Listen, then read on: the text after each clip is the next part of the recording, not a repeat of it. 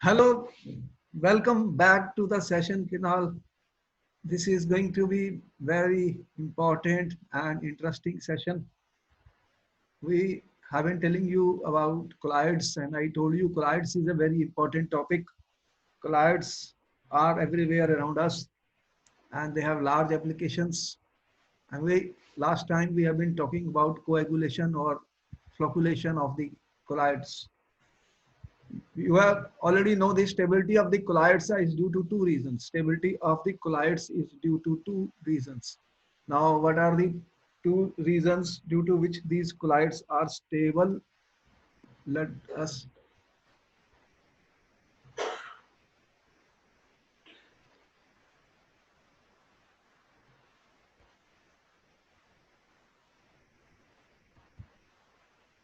We already know the reasons for the stability of the colloids.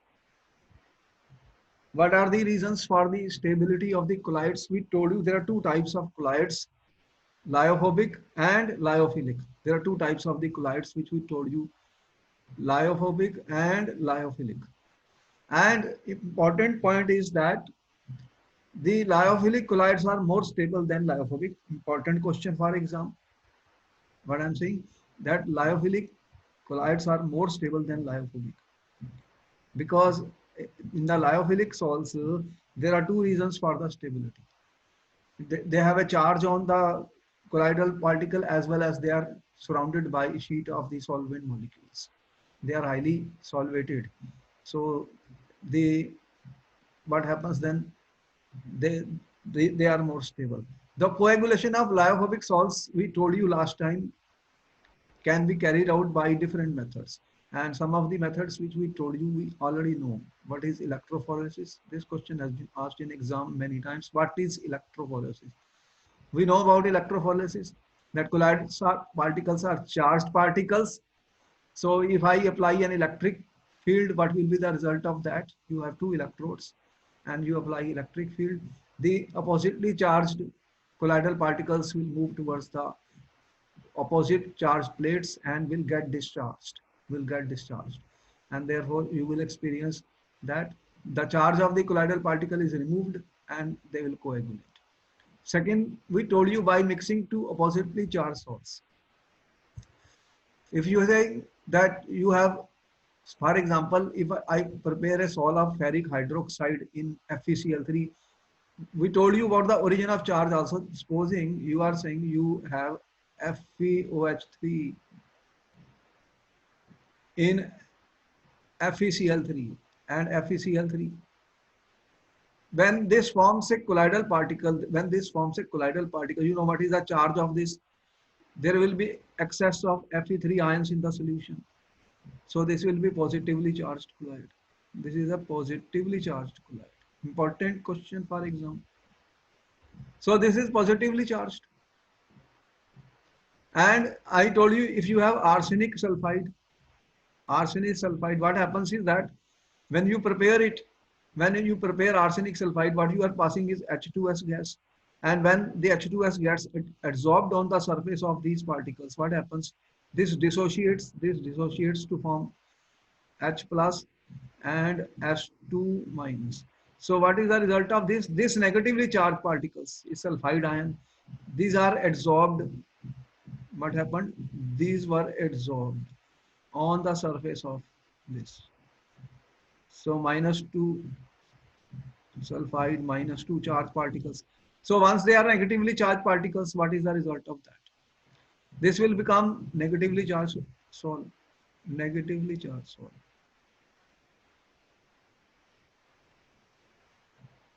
So what is the result of this? I am saying you have a negative and a positively charged sol. If I say that this is 2 minus, this is 2 minus, you are seeing. Now here you have 3 plus. What is the result of this? You have ferric hydroxide, and if this is our particle, on the surface of this you are adsorbing Fe3 plus. This is Fe3 plus. So what is the result of this? if I am saying this is Fe3 plus, so you are saying this has a positive particles adsorbed and this has negative particles adsorbed in the surface. There is a negative, there is a positive. If I take equal amounts and mix, then what is going to happen? So positive charge sol and negative charge sol, if we will mix, what is the result of this? You are saying by mixing two oppositely charged sols, you can coagulate because they will neutralize. But one game is there which we are going to discuss very soon. There will be a question that this is 2 negative, this is 3 positive. You can see this is 3 positive charge. So how much charge is there? 3 into 2, 6 and 2 into 3, 6. So how much particles will be required for neutralization depends on the amount of charge which is present on this colloidal particle. But we can say that you are saying by mixing two oppositely charged salts, it is possible to coagulate it. Coagulation is important. Why coagulation is important? I will tell you one of the health benefit of the coagulation very soon. Very important. So by boiling, another method is by boiling. What you are doing? You are saying boiling. By boiling, what is the result meaning of boiling? You have colloidal particles and charge on them. When you will boil it, what will happen? You will provide kinetic energy, you will provide heat energy. So the result will be these adsorbed particles will get dissolved. So these particles will start dissociating from the surface. So what will be the result of that? Also, if you are boiling, then also there will be coagulation because what is going to happen? You have been told about desorption. So absorption to desorption of the ions from the surface. One thing is quite clear that certain salts, I am talking again and again. Arsenic sulfide is a negatively charged salt because there are two negative charges as you can see here. And on the other side, you will see that ferric hydroxide salt is positive if I have FeCl3. But if I prepare it in sodium hydroxide, then what is the result of that? We told you when we talked about the charge of the colloidal particles, there is a preferential adsorption of the common ions. So if hydroxide ion is in excess, then it will adsorb OH minus ions, and this salt will become negatively charged. And we have told you metal salts like gold, etc., are negatively charged. Which one we told you about? We told you about gold. Metal salts, they were adsorbing, or there is an electron capture when we prepare them, and they become negatively charged salts. So salts are having charge either negative or positive. Another thing, so by boiling, very clear, we can do the desorption process and coagulation will take place. And persistent dialysis is a very important technique which we have told you that dialysis, if we use a semi-permeable membrane in the dialysis, and the result of this is that the particles which are particles of the electrolyte which are also responsible for the stability of the colloidal particles. Some amount of these ions are required on the surface in order to make it stable. If I remove all of these, by repeated dialysis, then what is the result of that? So we told you about that also, that what we were doing, what is the meaning of persistent? This question was given 2 years back in the CBSE paper. What is persistent dialysis? Means you are repeated dialysis. So dialysis is repeated many times.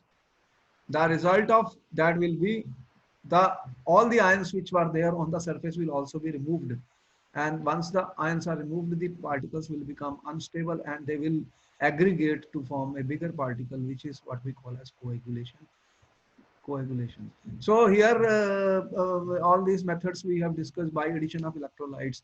If you are adding electrolytes, what is the result of that? Electrolytes are those which have a negative and positive ions. So once you add electrolytes, naturally they will neutralize the excess or the charges which are present on the surface of the colloidal particles, and there will be coagulation. Important point: coagulation You have seen that clotting of the blood, very important. Clotting of blood. Why I discussed this? Because there was a question on clotting of blood. You know, your blood, whenever there is an injury, cut or wounds, the blood starts coming out of your body. And if there is excessive loss of the blood, it will be a serious threat to your life. So what is it then happening? The clotting of the blood takes place. What happens? The liquid, the is a coagulation term was also derived from the clotting of the blood, because this is a question of our health. Our health, very important question. Clotting of blood. This is a process by which blood changes from a liquid to a gel form, forming a blood clot. What happens? You see that bleeding takes place, then bleeding stops. How? You are applying some iodine of tincture or something, some antiseptic, which you iodine cream or something you are adding on that. Immediately there is a clotting of the blood. Why? Blood is a charged particle. Blood is a colloid. So if a positively charged particle will meet, what will happen? Then it will coagulate. It will coagulate. Clotting will take place, and this results in hemostasis. In bio, you know more about this than me. You are a bio student. The cessation of blood loss from a damaged vessel followed by the retention. So what will happen? The vessel is damaged from which blood can come out, and this will stop the bleeding. That is how you see, you are very well aware of the small cuts or wounds which you experience in everyday life. What type of um, iodine tincture type or those antiseptic creams, they will clot the blood clotting, because blood is a colloid, it has a charge, and you are putting a positively charged colloid on the blood. So what will be the result of it? It will get dissolved. It will get dissolved, and it will get coagulated. It will get coagulated. So this was a health application of this, which we have been telling you. Okay, now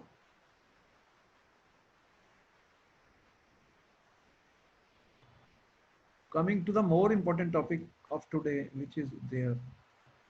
Very important. This topic is very important and will be asked in examinations. Hardy-Schulze rule. The Hardy and Schulze scientists actually, what is was doing experiments on coagulation. Coagulation. See what he found. The coagulating power of the ions depends on the valency or charge of the ion. What we just told you, you are saying you are doing coagulation. You are doing coagulation. For coagulation, what you are doing? You are adding a positively charged ion. A positively charged ion. What is the meaning of that?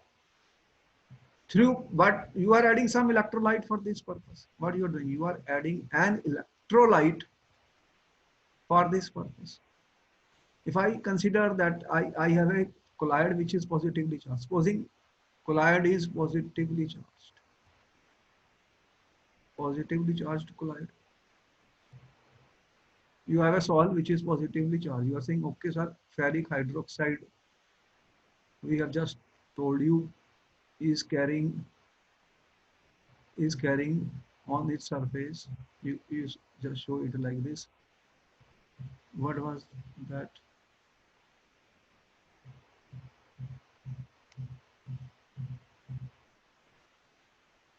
You have Fe 3 plus ion, Fe 3 plus ion, Fe 3 plus ions adsorbed on its surface. So on the surface you have these ions. These ions are there on the surface. So these are, you can see positive ions. Now you will need to coagulate this. You will need to coagulate. What type of ions you need for coagulation? You need negative ions, negatively charged ions, negatively charged. ions. So negatively charged ions, what type of negatively charged ions? Supposing you have Cl minus, you have SO4 2 minus, you have PO4 3 minus ions. These are negatively charged ions. But the question is, you have on Cl there is one negative charge, -1. This is -2. This is -3 charge, and this is +3. You can see +3. This means if I add Cl minus you can add from electrolyte like NaCl. What will be the result of that? KCl. Supposing I add KCl or NaCl. KCl has got one negative. This is +3. Or you add SO4. For example, you take barium sulfate. Barium sulfate, if I add, this has how much?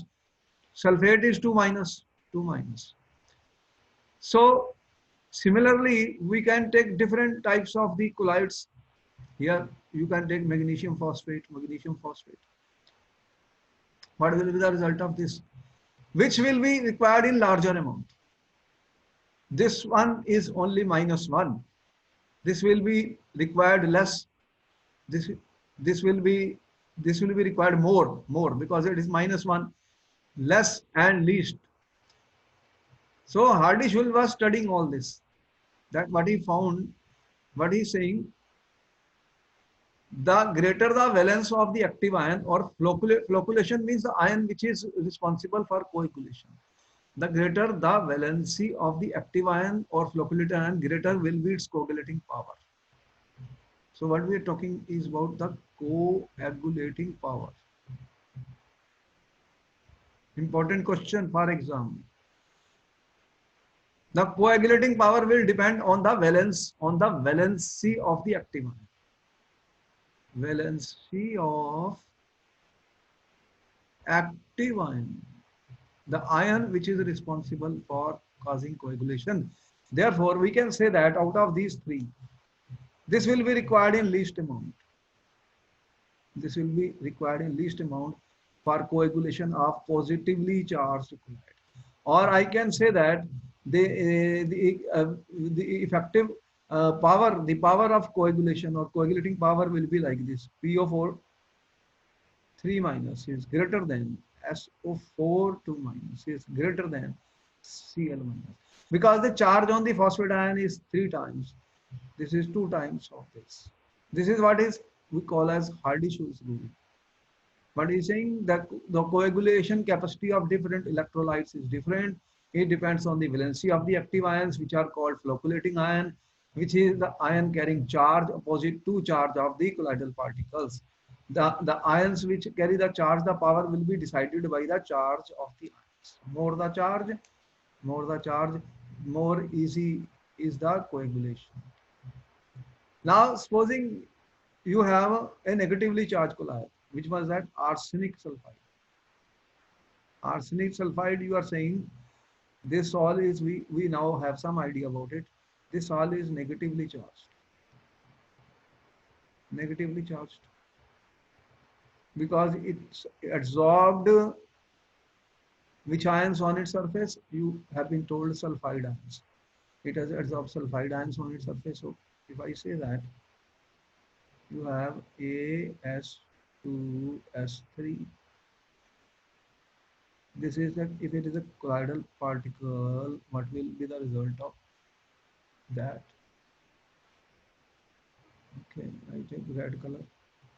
It is absorbing S2 minus, S2 minus, S2 minus, S2 minus, S2 minus, S2 minus, S2 minus. So this is a layer which is there on this. But charge is there, negative. Now you will need a positive ion. You will need a positive ion. And once again, if I have to see the power, if I have aluminium 3 plus, or you have barium 2 plus, or you have Na plus, You add NaCl or KCl. Here you are adding barium sulfate supposing, or barium chloride. Barium chloride. You are adding aluminium sulfate or Al2SO4 thrice. SO4 thrice. So something like this, or AlCl3. The question was given in the paper, which has a higher coagulating power, which has a higher coagulating power. This is 3 plus, this is 2 plus. So you will need lesser amount of this AlCl3, lesser amount of this. Negative charge, you need positive ion. Negative charge, you need positive ion for coagulation. So Hardy-Schulze rule clearly says that it depends on the charge on the of the or the valence of the ion, which is active, which is oppositely charged to the charge which is adsorbed on the colloidal party. So we can say the order will be like this. This is an important question for exam, has been asked, which we are talking about Hardy-Schulze rule. Hardy-Schulze rule. Now you see that what is the minimum amount which you have to add in order to do the coagulation,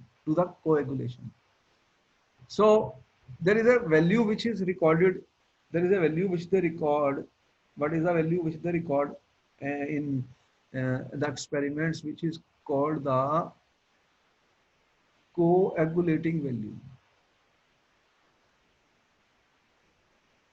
which we have listed here. Coagulating value. How much amount you need? How much amount you need for coagulation? What I'm trying to say that how much amount you will need for coagulation. If you need a smaller amount, that means the coagulating power is more. Coagulating power is more. So there is a coagulating value. What is it defined as? It is defined as the minimum concentration of an electrolyte in millimoles per liter. See the unit millimoles I am saying. Mole, not milli. Millimoles. What is millimoles? You know what I'm talking of? Millimoles. In chemistry, you know, millimole means 10 minus 3 of a mole. Very small amounts are required. Small amounts are required. To cause precipitation of solid in 2 hours is called coagulating. Coagulating value. What it means? Which will have a larger value of the coagulating value. Larger coagulating value means if the charge is more, if the charge of the charge is more, now we have to think such questions will be there in paper. The charge is more, the coagulating value will be less. I'm saying charge is more. You are saying, sir, charge more. Charge of active ion, I'm saying. Charge of active ion. Or valence of active ion, same thing. Valence of active ion more. Then coagulating value will be less. You will need less amount. And we use millimoles because the very little amounts are required. You know, we not use moles are very large amounts. Milli means 10 minus 3 moles. So you add very small amounts of the electrolytes in order to do the process of coagulation. I hope I have made the point very clear, because there have been questions on Hardy-Schulze rule in the board papers.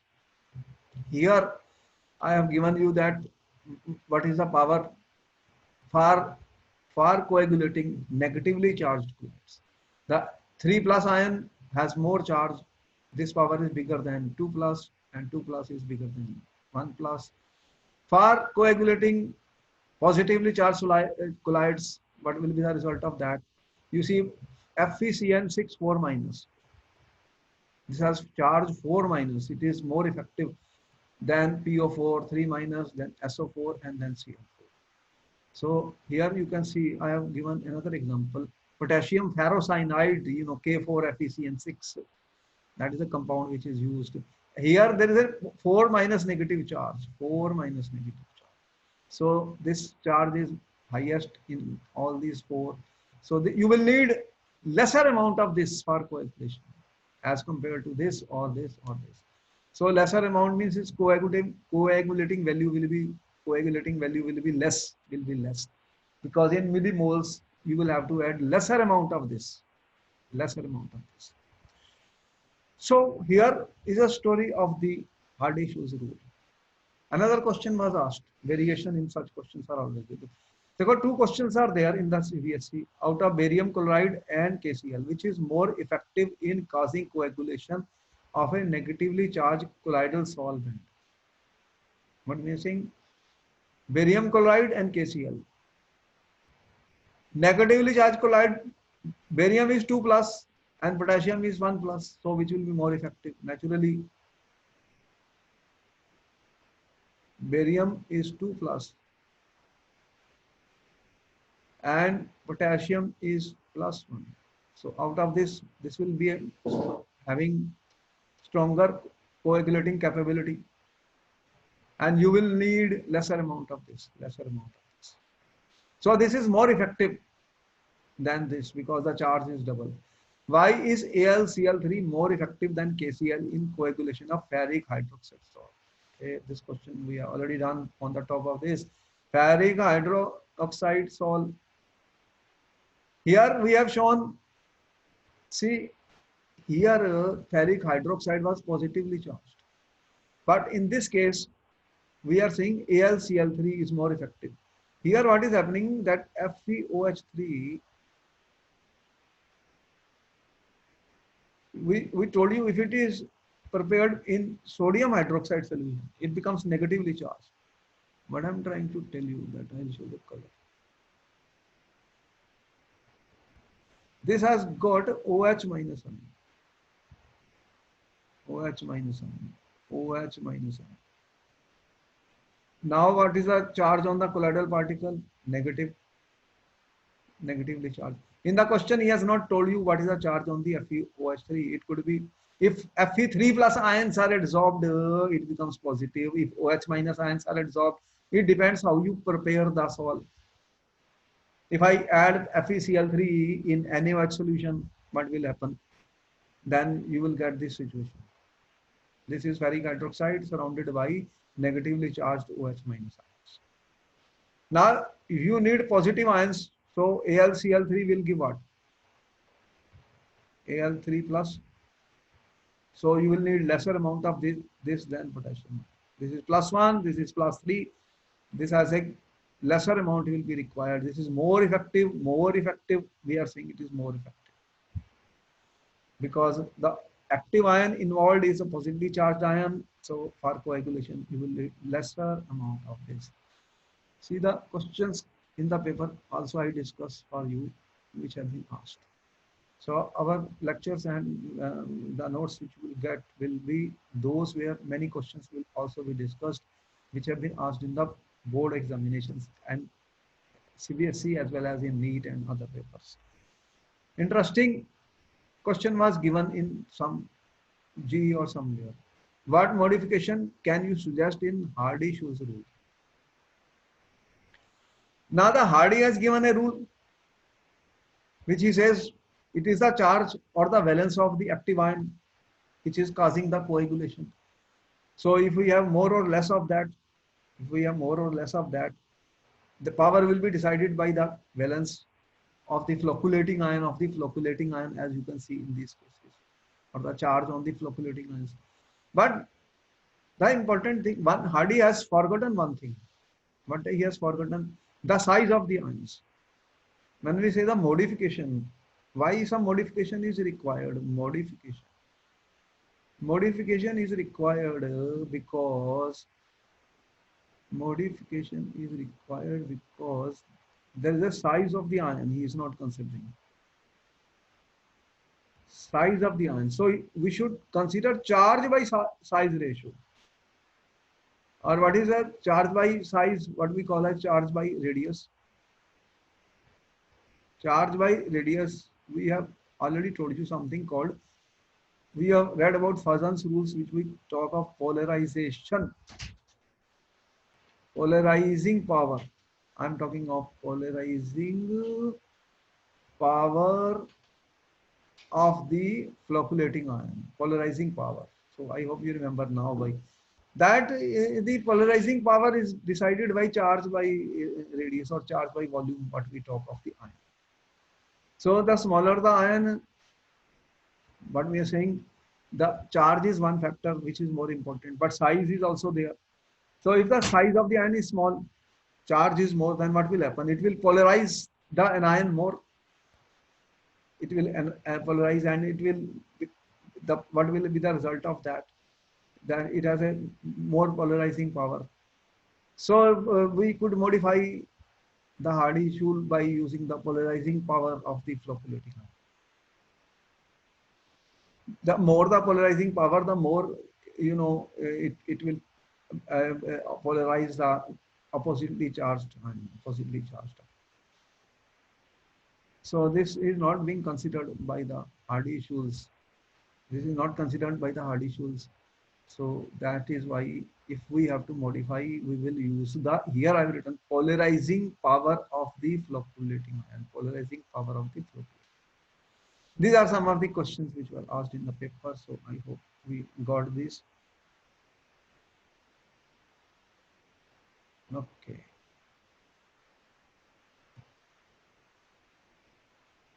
Further, we are coming to another important thing, that coagulation of lyophilic salts. Now we are talking of coagulation of the lyophilic salts. What are lyophilic salts? You already know that we told you two types of salts. What I told you, two types of salts. We told you the one we said lyophobic salts,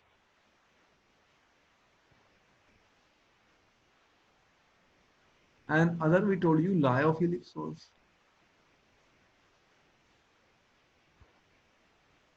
What was this?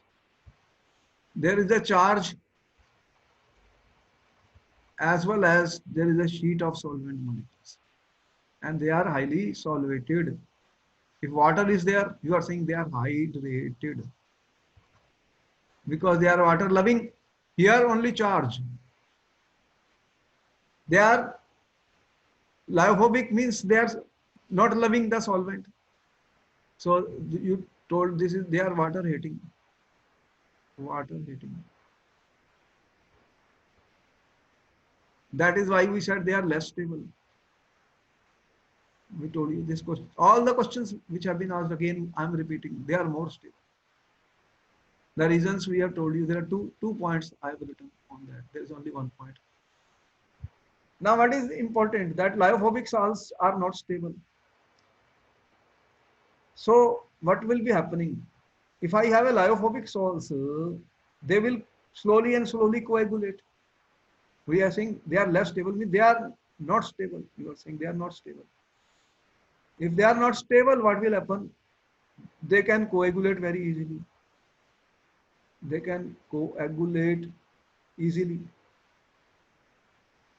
When certain salts are there which can coagulate, what we have to do? We have to do the protection of such colloids. So what we want to do is the protection of lyophobic colloids, protection of the lyophobic colloids, protection of these lyophobic colloids. So we have to protect them. How will we protect them? How to protect the lyophobic colloids? You know, a protective colloid. What is that question is there in the exam? What is a protective colloid? A colloid, protective colloid is that which, when added to a lyophobic colloid, will protect it from coagulating, will help in stabilizing it, and lyophilic salts help in protecting the colloids. So if we add lyophobic colloids, what will they do? They will form a layer on the surface of the lyophobic salts, and hence protect the lyophobic salt. That's what we are saying. So lyophilic salts are added in small amount. Are added in small amounts. Are added in small amounts to stabilize.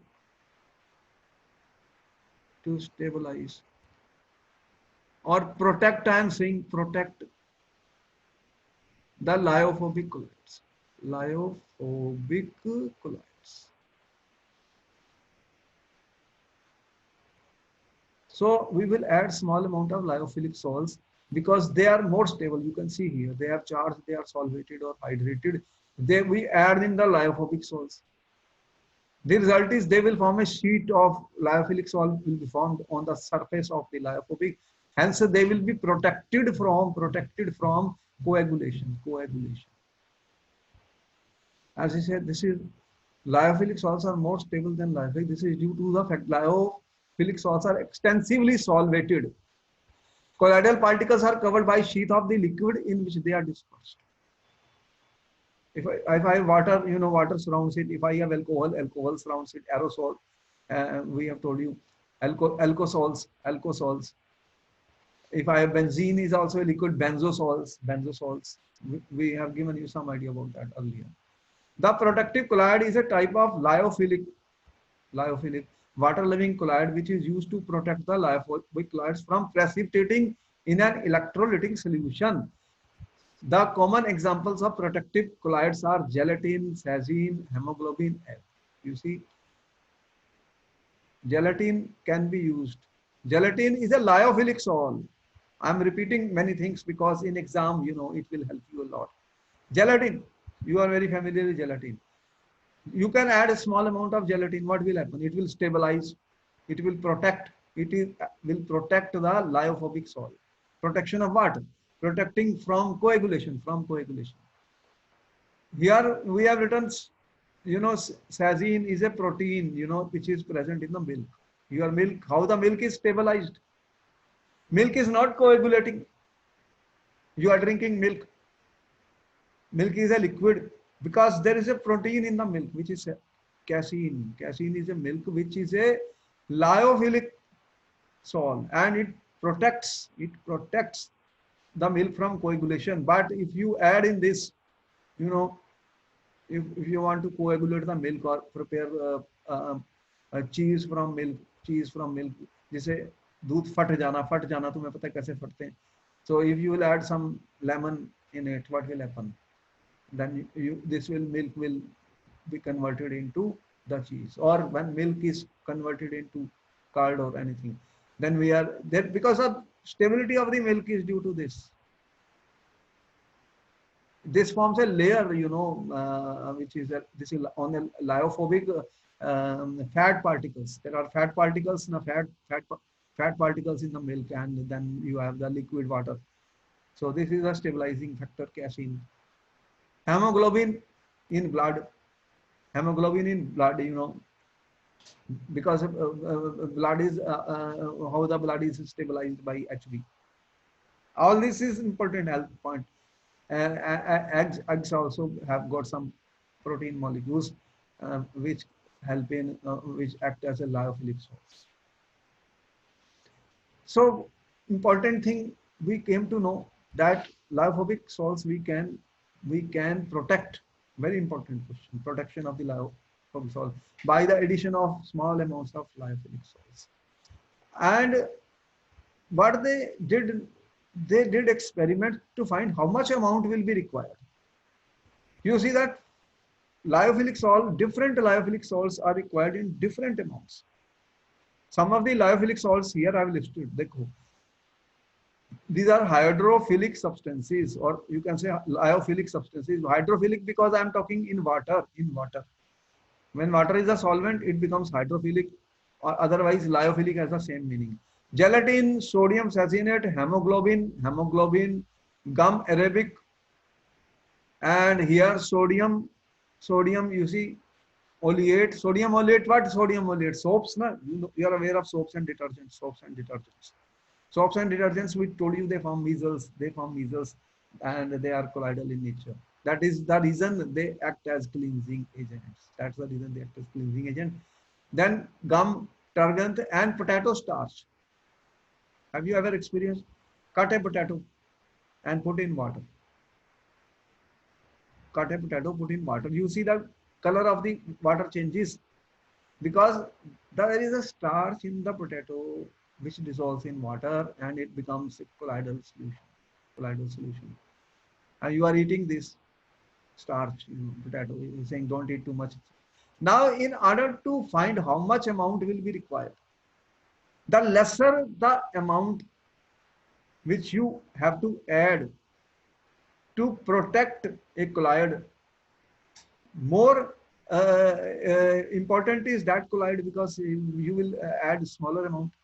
So that means the protective power will be, what we are talking now is a protective power. What will be the meaning of a protective power? In other words, I am saying less amount. If you need less amount of what? Less amount of lyophilic. Less amount of lyophilic colloid if you need, or let me say sol, then its protecting power is more. If you have to add larger amount, then protective power is less. And in order to define this, you know what scientists did? They defined a gold number. Gold number, very important. Now they'll ask you what is a gold number. Here I am talking of a gold number. Actually, you are aware that gold sols are negatively charged sols, and they have a color. They have a color. What is the color of the gold sol? Then what happens if gold sols are negatively charged colloids, and they can coagulate. They can coagulate. Gold sols, we have told you the gold particles, and when they coagulate, the color changes. Color changes. Gold from red to blue, red to blue. Now, what they did is they defined a gold number. Gold number. What is the definition? Here we have written. See what it says. Gold number of a protective colloid. Every colloid has a gold number. How? We'll give a table of this. I'm saying to take any colloid, lyophilic of course, which are protecting the lyophilic. Gold number of a protective colloid is the minimum weight in milligrams. In milligrams. So what he says, minimum amount. This is the minimum amount. Minimum amount. I'm talking in milligrams because you need very small amounts, which must be added. We are saying which must be added. Added to what? Which must be added to 10 milliliter. ठीक है? Added to 10 milliliter of a substance, red gold sol. Of red gold sol. So that no coagulation of gold salt takes place. So that no coagulation of gold sol takes place.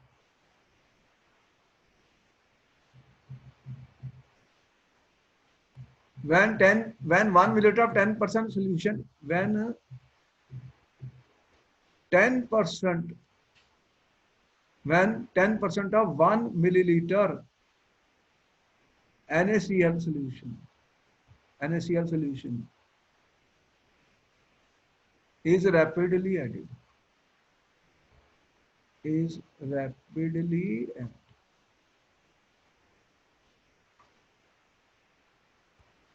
To it. We have to apply some mind to understand this, what I am trying to say. Dekho, what I am saying, that you have a gold sol. You have a gold sol. And you take 10 milliliter of this. When 10 milliliter of red sol, so that no coagulation of gold salt takes place, when 10% 1 milliliter NaCl solution is rapidly. I will take a gold sol. Come to this point.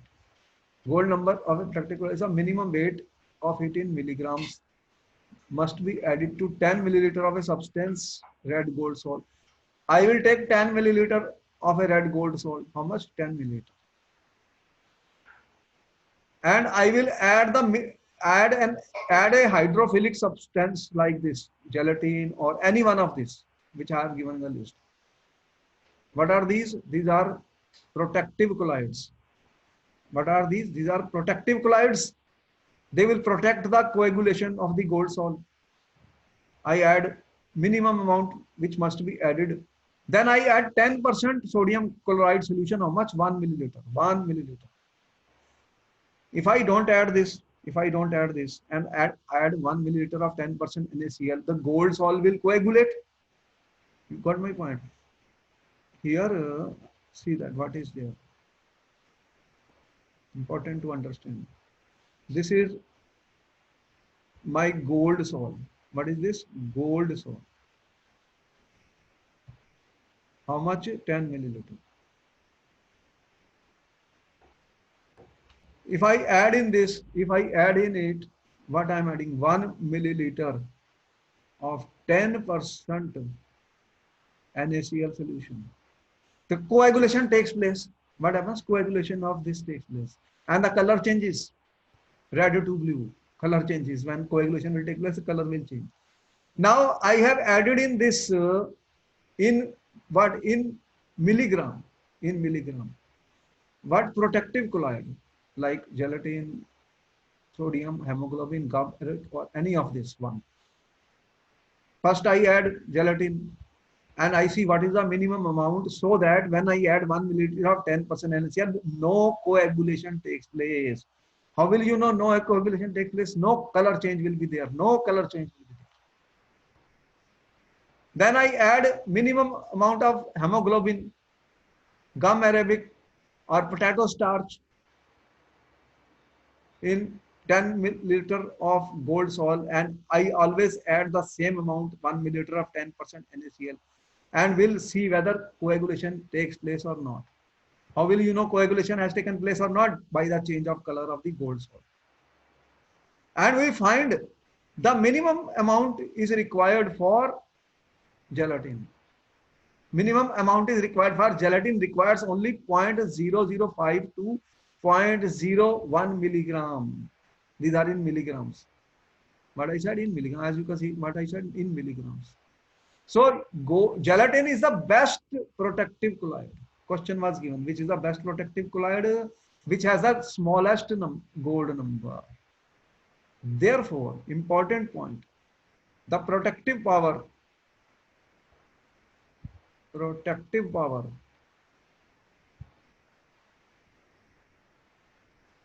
is inversely proportional to what?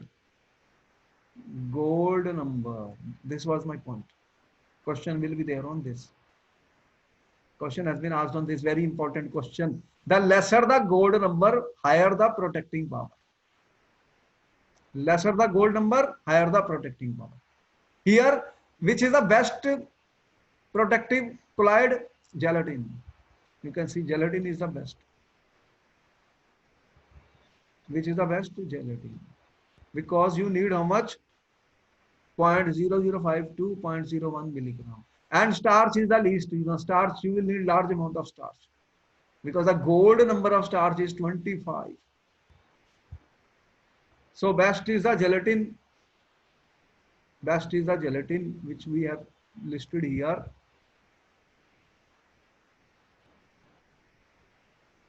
I am saying gelatin is the best.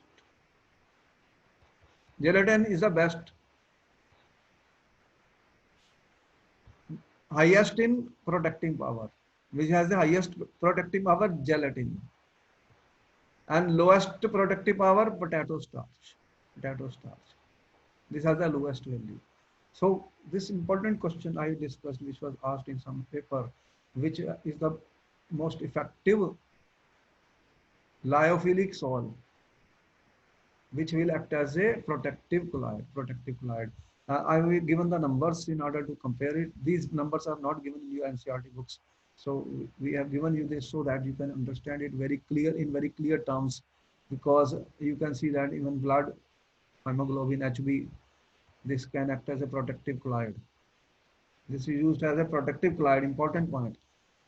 Gum arabic, but potato starch is the least, gelatin is the best. So if we have to decide, the lower the gold number, higher the protecting power. And in that Hardy-Schulze, we told you, higher the charge on the colloidal particle, higher the charge on the colloidal particle, higher is the coagulating power, and coagulating value will be minimum. Questions are going to be like this. Coagulating value will be the minimum. So by now we understand important things which we told you, that coagulation is a very important topic, and how will we protect lyophobic colloids by adding lyophilic colloids, and how much amount we need in milligram, very small amounts are required. So we define gold number for this. Gelatin in milk, I told you already, there is a casein which is a protein and which helps in protecting our milk as a colloid. So I end up my session of this lecture here, because a lot of questions have been discussed which have been asked in exam. Any doubt?